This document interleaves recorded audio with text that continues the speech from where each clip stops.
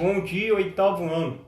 Então, galera, hoje nós vamos falar aqui sobre a comunidade andina, sobre os países andinos. E aí você pode se perguntar, o que são esses países andinos? Na aula anterior, eu comecei a falar sobre a América Latina, sobre os principais aspectos que envolvem essa região do continente americano. Hoje, nós vamos começar a falar por blocos de países. Hoje falando sobre a América Andina, semana que vem sobre os países do Mercosul. E depois sobre o caso mexicano e os países do Caribe. No caso da América Andina, a gente tem que levar em conta que esse nome deriva de um fator físico, a Cordilheira dos Andes, que eu já falei aqui na aula passada. A América Andina são todos os países que estão localizados, que são cortados por essa Cordilheira dos Andes. Bolívia, Colômbia, Equador, Peru, Venezuela e Chile. Os 6 países.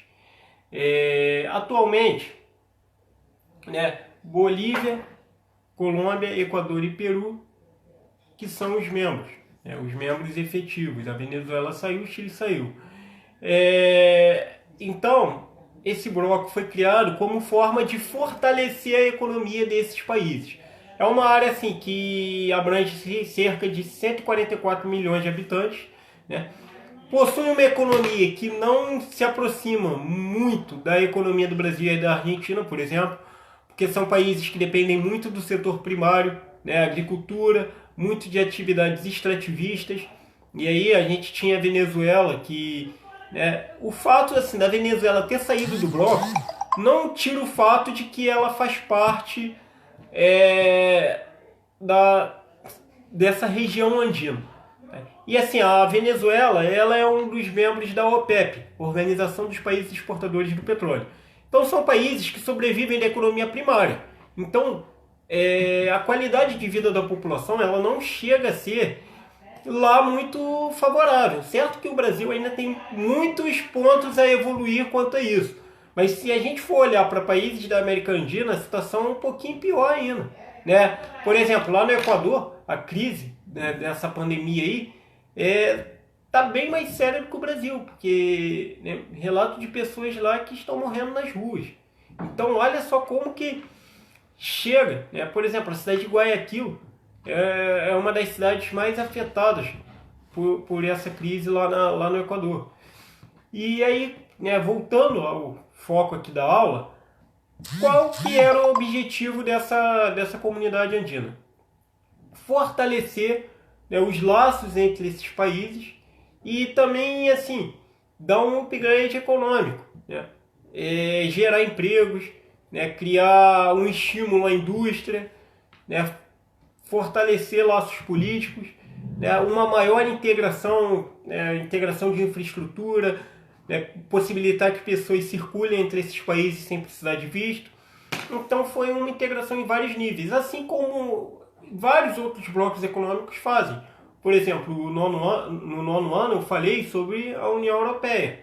Lá a moeda é única e as pessoas podem circular entre esses países. Quando é um bloco econômico, geralmente os países determinam o que é e o que não é permitido.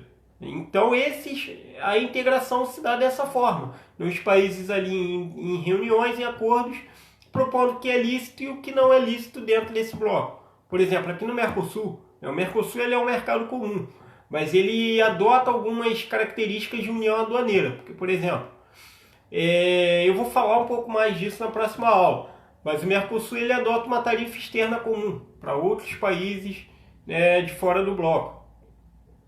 Então, por exemplo, se o Brasil vende laranja a um preço, a Argentina vai vender laranja ao mesmo preço, Paraguai e Uruguai também, porque são parte desse mesmo bloco.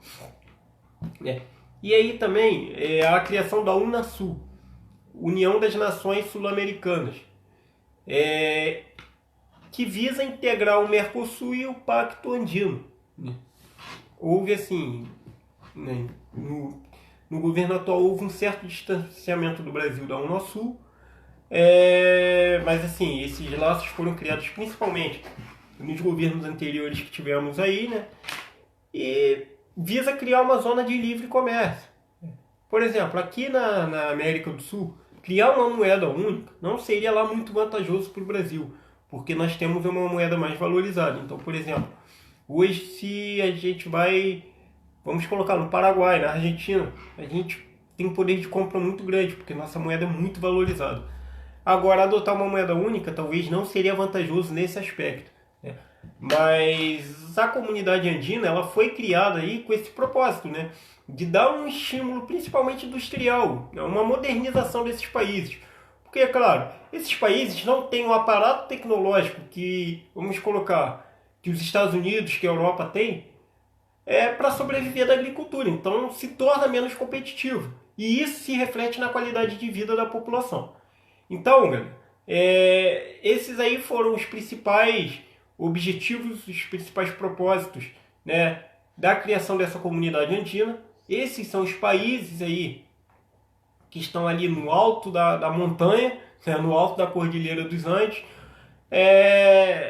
Essa cadeia montanhosa ela não corta o Brasil, né, é um tipo de relevo que não ocorre aqui. Né, olha só como que a geografia política está ligada à geografia física. Né? Olha como não dá para destrinchar. E na próxima aula iremos abordar aí de forma mais específica o Mercosul. Valeu? Peço que vocês copiem aí o texto que foi mandado e que na próxima aula a gente possa seguir aprofundando os nossos conhecimentos em geografia da América do Sul. Valeu, galera. Um abraço. Até a próxima.